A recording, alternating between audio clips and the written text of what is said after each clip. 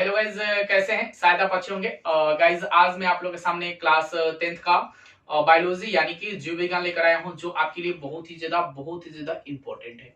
तो गाइज इस वीडियो को पूरे अंत तक वॉच जरूर कर लीजिएगा और देख लीजिएगा, क्योंकि आज आप लोगों के सामने पहला वीडियो है बायोलॉजी का, यानी कि लेसन 1 जैव प्रकरण एवं पोषण।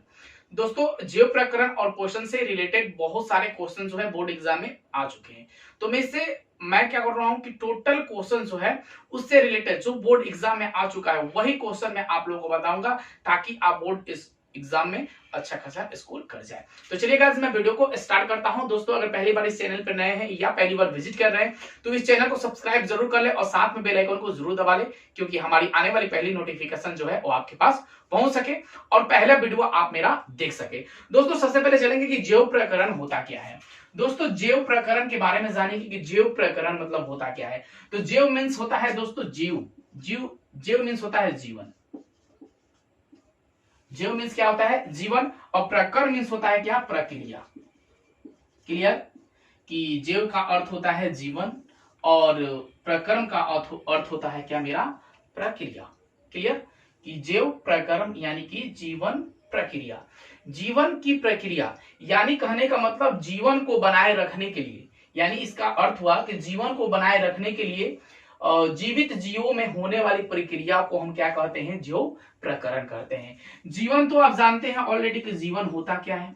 यहाँ मानव का जीवन हो या जीव जंतु का जीवन हो, जीवन तो आप जानते हैं, बिल्कुल कोई दिक्कत नहीं है, मानव का हो या जीव जंतु का हो। ठीक है, इस सभी का क्या है? जीवन है। और उसकी प्रक्रिया यानी कि उस जीव में रहने वाले, जीव जंतु के रहने वाले टोटल चीजों का अनुसरण करना, यानी उनकी देखभाल करना, वही मेरा होता है क्या? जैव प्रकरण। यानी अनुसरण करना, उनके सारे क्रियाकलापों को जानना क्या होता है? जैव प्रकरण होता है। ओके, क्लियर हो गया? अब देखिए, जैसे में मैंने रखा है जैव प्रकरण के बहुत सारे उदाहरण हो सकते हैं, तो मैंने क्या किया है? 2 उदाहरण छोटा सा रखा है। जैसे जैव प्रकरण से संबंधित एक मैंने रखा है सजीव और दूसरा क्या मैंने रखा है? निर्जीव। अब सजीव पदार्थ क्या होते हैं और निर्जीव पदार्थ क्या होता है, अब इसके बारे में हम चर्चा करेंगे कि सजीव से ही, जैव प्रकरण से ही सजीव बना है, जैव प्रकरण से ही निर्जीव बना है। तो इसके 2 पार्ट्स होते हैं, सजीव और निर्जीव।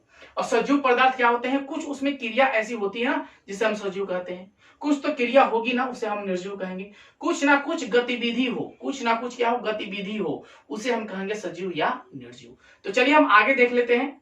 ठीक है, हाँ, तो हम लोग सजीव के बारे में जानेंगे कि सजीव क्या होता है कि जिसमें विशेष क्रिया हो, जिसमें विशेष क्रिया उत्पन्न होती है, उसे हम क्या कहते हैं? सजीव कहते हैं। कुछ ना कुछ क्रिया होती है, जैसे कि हम क्या है? सजीव हैं। अच्छा, पेड़ पौधा भी क्या है? एक सजीव होता है, उसमें भी क्रिया होती है कि नहीं? एक छोटा सा बीज, अगर पौधा, हम छोटा सा बीज से क्या बनता है? एक पौधा बन जाता है ना, एक पौधा मेरा बनता है। ठीक है, उसमें अगर विशेष क्रिया ना हो तो छोटा पौधा क्या बड़ा होगा? क्या मेरा बड़ा होगा? नहीं होगा। तो इसमें भी विशेष क्रिया होती है, तो ये सजीव भी, पेड़ पौधा भी क्या होता है? एक सजीव होता है। आप ऑलरेडी जानते हो कि जीव जंतु जिसमें श्वसन क्रिया होती है उसमें क्या, उसे हम क्या कर सकते हैं? सजीव कर सकते हैं। इसके ना कुछ मैंने पार्ट्स रखा है छोटा छोटा सा, वहां देखिए सजीव किसे कहेंगे, आप क्लियर हो जाइएगा इसी से कि सजीव क्या होता है। देखिए, सजीव के विशेष लक्षण क्या होते हैं कि उसमें पोषण करने की क्षमता होती है। सजीव में पोषण करने की क्षमता होती है। उसके बाद उसमें श्वसन करने की भी क्षमता होती है सजीव में। उसके बाद वहन क्रिया भी होती है और उत्सर्जन क्रिया भी होती है। तो यह सजीव के महत्वपूर्ण पॉइंट्स हैं। आपसे एग्जाम में पूछा जाता है, इसमें ऑब्जेक्टिव में आ सकता है, या कुछ 2 मार्क्स से भी क्वेश्चन आ सकते हैं, 3 मार्क्स में भी क्वेश्चन आ सकते हैं, 5 मार्क्स में भी क्वेश्चन आ सकते हैं कि पोषण क्या होता है, श्वसन क्या होता है, वहन क्या होता है और उत्सर्जन क्या होता है। तो इसके बारे में हम डिटेल्स जान लेते हैं। सबसे पहले हम पोषण को जान लेंगे कि पोषण क्या होता है। हम कोई ना कोई पदार्थ यानी पोषक तत्व को ग्रहण करते हैं, उसे हम क्या करते हैं? पोषण। या मैं लिख देता हूं, पोषक तत्व को ग्रहण करना पोषण कहलाता है। ओके, पोषक तत्वों को ग्रहण करना क्या कहलाता है? मेरा पोषण कहलाता है। यहां तक क्लियर हो गए? हम कोई सामान को, सामग्री को क्या करते हैं? ग्रहण करते हैं, उससे मेरे पोषक तत्व जो मेरे बॉडी में पूरा कार्य करता है उसे हम क्या कहेंगे? पोषण कहेंगे। ओके, उसके बाद हम जानेंगे श्वसन। श्वसन के बारे में जानते हैं कि श्वसन क्या होता है, हम क्या लेते हैं और क्या छोड़ते हैं। यानी कि ऑक्सीजन को हम क्या करते हैं, ग्रहण करते हैं।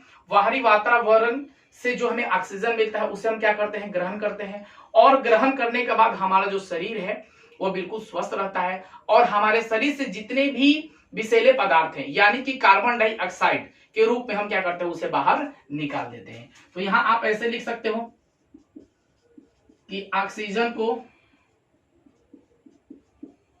ग्रहण करना तथा कार्बन डाइऑक्साइड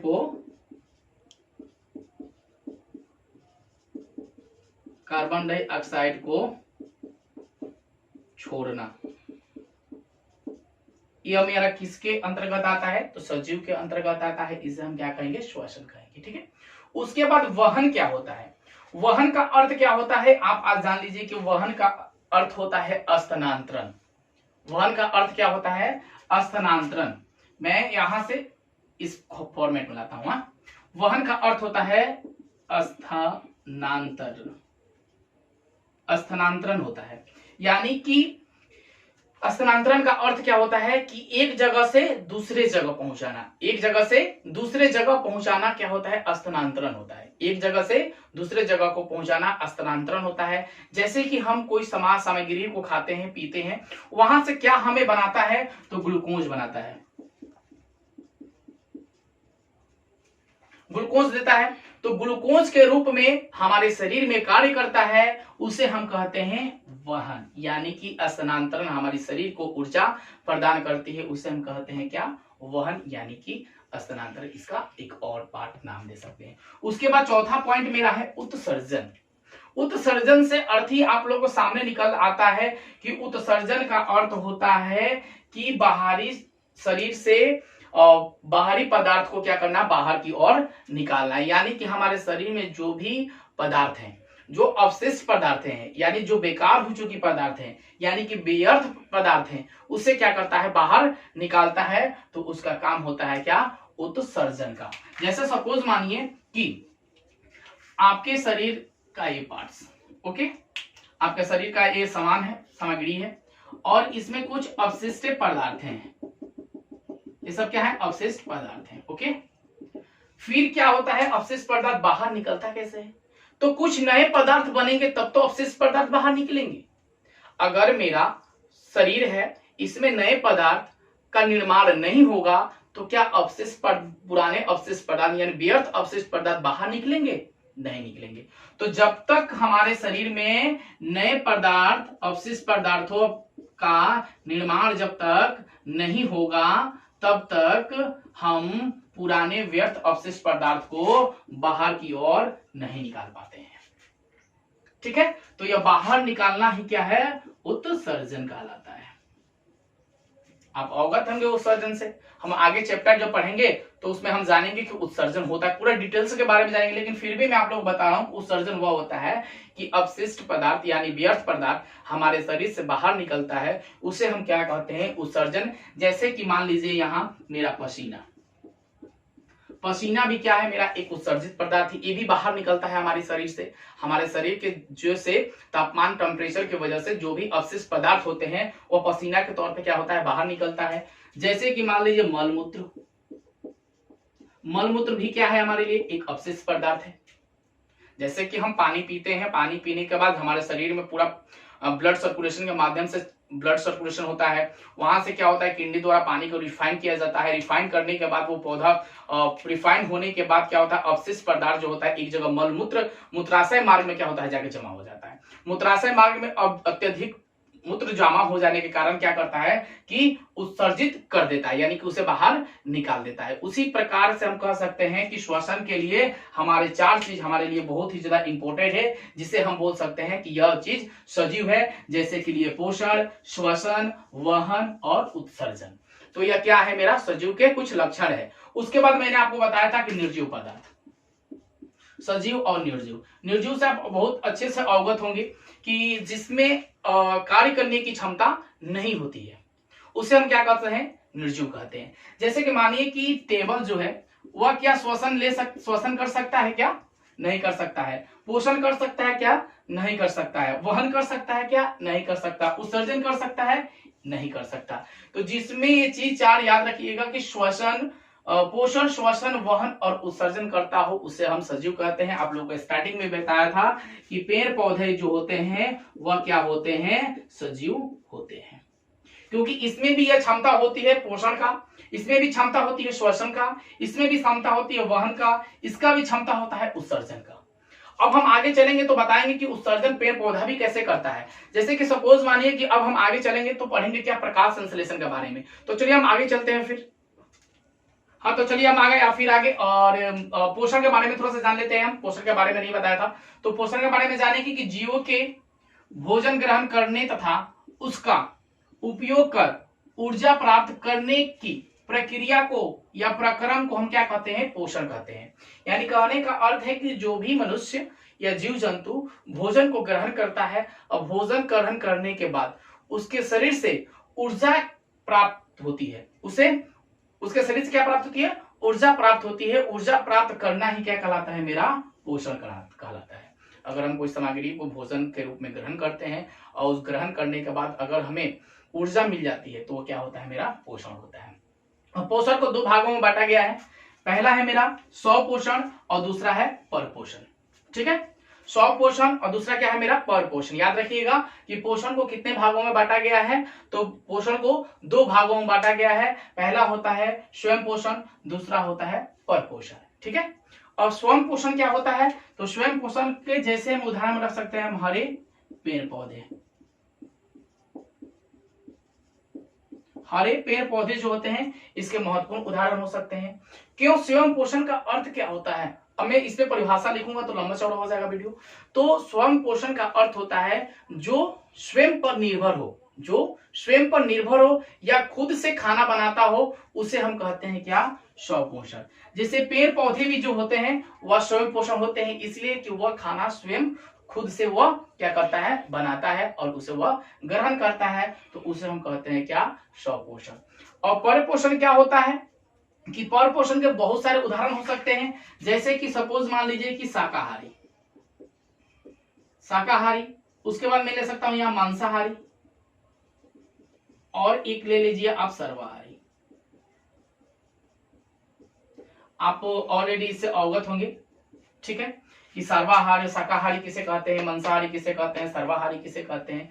तो इस याद रखिएगा कि स्वपोषण जो स्वयं अपना भोजन बनाए और स्वयं आश्रित रहे उसे हम क्या कहते हैं, स्वपोषण कहते हैं। ठीक है, जैसे के लिए मैंने रख दिया हरे पेड़ पौधे। और परपोषण क्या होता है, यानी दूसरे पर वह आश्रित होता है, उसे हम परपोषण कहते हैं। लेकिन इस हिसाब से हम अभी नहीं चलेंगे, हम उदाहरण के तौर पर चलेंगे। जैसे कि शाकाहारी में कोई एक ऐसा जीव जंतु का नाम बताओ जो बिल्कुल शाकाहारी हो, मांसाहारी ना हो। तो आप यहां आराम से रख सकते हैं शाकाहारी में खरगोश आप बोल सकते हैं, खरगोश। ठीक है, आप एक और नाम रख सकते हैं गाय, जो बिल्कुल क्या होती है, शाकाहारी होती है। खरगोश और गाय जो होता है बिल्कुल शाकाहारी जानवर है। ठीक है, उसके बाद मांसाहारी में क्या रख सकते हैं, शेर और बाघ को आप मांसाहारी बोल सकते हैं। आप बोलना है, बोल सकते हैं, नहीं बोलिए क्योंकि ये मांसाहारी है ही। उसके बाद सर्वाहारी क्या हो सकता है, जैसे कि सर्वाहारी जो शाकाहारी भी भोजन करता हो और मांसाहारी भी भोजन करता हो, ये दोनों को कॉम्बो को बोलते हैं क्या, हम सर्वाहारी। यानी कि इसमें हम मान सकते हैं क्या, कौवा या भालू, ये शाकाहारी भी है और मांसाहारी भी है। तो मैंने रखा है, आप अपने तौर से कुछ भी रख सकते हो। या शाकाहारी जो बिल्कुल क्या करता हो, भोजन जो है शुद्ध करता हो, मांस उसमें नहीं ग्रहण करता, उसे हम शाकाहारी कहेंगे। जैसे साग सब्जी पेड़ पौधे के ग्रहण करता हो उसे शाकाहारी कहेंगे। मांसाहारी जो सिर्फ मांस ही खाता हो उसे मांसाहारी कहेंगे। सर्वाहारी या मांस और हरी साग सब्जी दोनों ग्रहण करता हो उसे हम कहेंगे सर्वाहारी। अब देखिए कि परपोषण के 3 उदाहरण होते हैं, इसे 3 भागों में बांटा गया है। पहला क्या होता है, मृत पोषित, परजीवी और पूर्ण जैविक या प्राणी शव। ठीक है, क्या होता है, तीनों का मान लीजिए कि मृत पोषण, परजीवी और पूर्ण जैविक प्राणी श्रम होता है। 3 इसके पोषण के उदाहरण होते हैं। मृत पोषण किसे कहेंगे कि जो जीव मरे हुए पदार्थ को, यानी मरे हुए जीव जंतु को क्या, या सड़े गले पदार्थों को क्या करता है, ग्रहण करता है, उसे हम कहते हैं मृत पोषित कह सकते हैं पोषण, मृत पोषी पोषण कहेंगे। जो सड़े गले पदार्थों से अपना भोजन को ग्रहण करता है उसे हम कहते हैं मृत पोषी। जैसे के लिए आप यहाँ दे सकते हैं, जैसे के लिए कवक, ठीक है, कवक इसके एक उदाहरण हो जाएंगे, ठीक है। कवक क्या लिखिएगा इसके उदाहरण, कवक जो है वह क्या है कि सड़े गले पदार्थों से अपना भोजन को ग्रहण करता है, उसे हम कहते हैं मृत पोषी, मृत पोषित, ठीक है, उसे हम कहेंगे जैसे में कवक। उसके बाद परजीवी क्या होता है, यह परजीवी होता है जो अपना भोजन के लिए दूसरे पर आश्रित हो, अपना भोजन ग्रहण करने के लिए दूसरे पर आश्रित हो, उसे हम क्या कहेंगे, परजीवी कहेंगे। जैसे के लिए जोंक, जोंक का आप नाम सुने होंगे, हाँ, जोंक जो होती है क्या होती है, बिल्कुल परजीवी होती है, क्योंकि वह भोजन के लिए दूसरे पर आश्रित होती है, यानी मानव के शरीर से, जीव जंतु के शरीर से चिपक जाती है और उनके शरीर से क्या करती है, ब्लड को खींच लेती है और वो अपना भोजन को ग्रहण कर लेती है। तो जोंक एक हो सकता है। अच्छा, अमरबेल, अमरबेल भी वही है, बिल्कुल सेम प्रक्रिया वाली, ठीक है, यह भी दूसरे जीवों पर क्या रहते हैं, बिल्कुल आश्रित होते हैं, ठीक है। अब आए हम पूर्ण जैविक प्राणी संपोषण क्या होता है, इसे हम एक और नाम दे सकते हैं, इसका एक और नाम हम दे सकते हैं प्राणी संपोषण। इसका नाम क्या दे सकते हैं हम, प्राणी संभोजन, जो कि बिल्कुल क्या रहता है, दूसरे पर आश्रित रहता है, जिसमें पाचन करने की क्रिया होती है, यहां लिख सकते हैं, जिसमें पाचन करने की क्षमता होती है, जिसमें पाचन करने की क्षमता होती है, उसे हम बोल सकते हैं पूर्ण जैविक या प्राणी संपोषण। पूर्ण जैविक या प्राणी संपोषण, जिसमें पाचन करने की क्षमता होती है, उसे हम कहते हैं प्राणी, पाचन करने की क्षमता होती है, उसे हम प्राणी संपोषण या पूर्ण पोषण कर सकते हैं। जैसे के लिए आप यहाँ डाल सकते हैं मनुष्य और एक ला दीजिए अमीबा। तो गाइज आप लोग को ये वीडियो कैसी लगी हो, अगर अच्छी लगी हो तो प्लीज ज्यादा से ज्यादा अपने दोस्तों में शेयर कर दीजिएगा और एक लाइक बटन को जरूर दबा दीजिएगा। धन्यवाद।